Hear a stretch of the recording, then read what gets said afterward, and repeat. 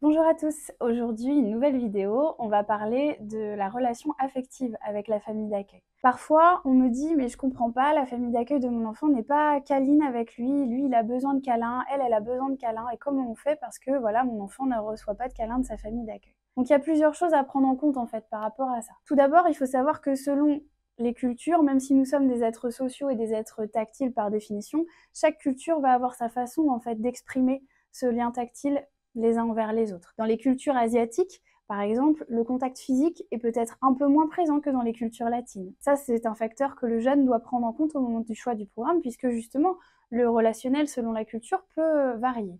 Chaque personne va réagir différemment au lien physique qu'il va avoir avec autrui. Il faut également savoir une chose très importante, c'est que le rôle de la famille d'accueil n'est pas d'assurer la continuité des besoins affectifs de votre enfant. Votre enfant part en programme non pas pour avoir un papa et une maman de substitution, ou deux papas ou deux mamans, il s'agit plutôt pour lui d'avoir une famille qui va le guider, lui offrir des moments de partage, mais qui ne va pas être là pour justement jouer ce rôle affectif. La manière dont votre enfant peut pallier à ce manque, ça va justement être de partager des moments avec lui ou elle, ou avec la famille entière.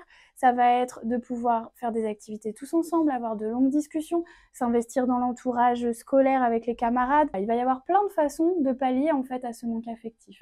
Mais pas de panique, même si je vous parle du lien affectif en vous expliquant que voilà, il est hors de question que votre enfant vienne trouver un papa ou une maman de substitution, il est évident que votre enfant aura un lien fort avec sa famille d'accueil et nous le savons par expérience, la plupart de nos jeunes continuent d'avoir des contacts avec leur famille même après leur retour.